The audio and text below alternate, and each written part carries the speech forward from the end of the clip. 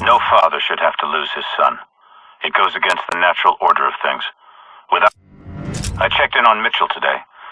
Gideon's kicking his ass, but he'll get there. He's Lagos. If there were a better example of government ineptitude, I haven't seen it. The KVA walked in like they owned the place, like it was their right to take whatever they wanted. Helpless, the officials come to me. They came shocked that a few well-armed men can bring a nation so great, so powerful, to its knees. What sort of men are they ask. I tell them they are simply men who are willing to do whatever it takes to achieve their goals, without emotion, without bias. And once you understand this most basic of facts, you have everything you need. Above-ground nuclear power facilities have been attacked. Leaders lead. Success or failure comes down to the choices we make. Capturing Dr. Danois and bringing a mission of this scale is a serious endeavor in the best. If you want to sell people on your vision, show them. They call this part of the world the cradle of civilization. For 10,000 years, it was the center of trade and culture, home to kings, caliphates, despots, and dictators. The first images of war I ever saw came from this. On days like these, it's hard to remember what progress looks like.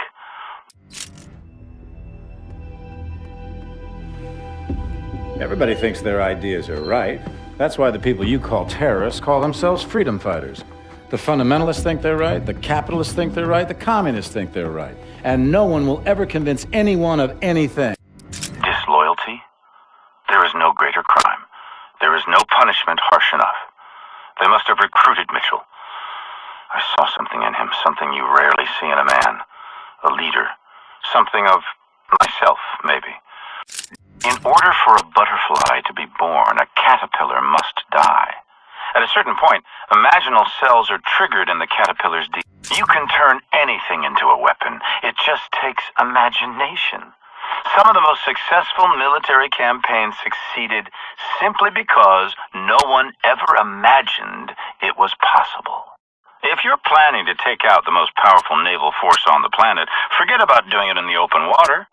Strike from the depths of the ocean, or strike before it's even had a chance to leave port. By collapsing the bridge on the fleet, I will accomplish two things. The first is strategic, disabling the U.S. Third Fleet. The second, symbolic. For a century, the Golden Gate Bridge has stood for U.S. technological innovation and might. Destroy a powerful symbol of strength, and you turn it into an even more powerful symbol of weakness.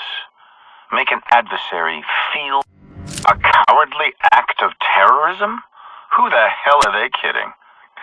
I went up against the largest naval fleet to ever sail the oceans with a small company of highly skilled and highly motivated special operatives, and won! They can spin it 1,000 different ways, but the images speak for themselves. Cowardly? No. I stand by my actions. Terrorism? Most certainly. If your actions do not inspire fear and terror in the hearts of your adversary, then you have no business waging war. The attack came as I predicted it would.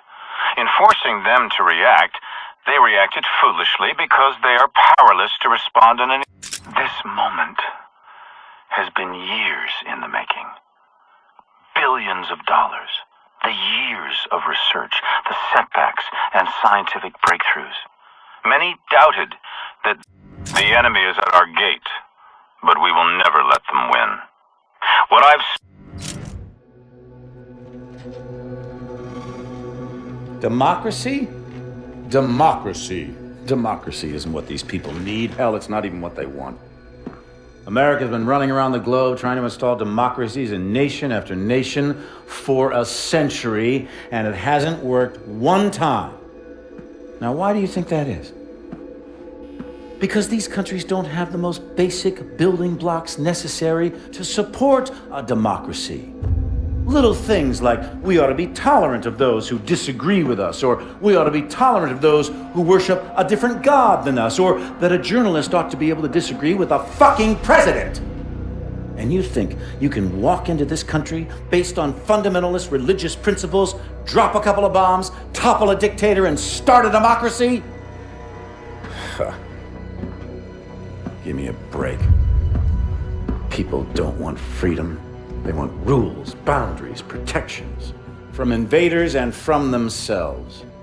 People need a leader who can both provide the constraints and the support to keep chaos at bay.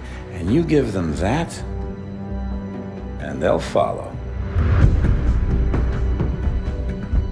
And that's where I come in.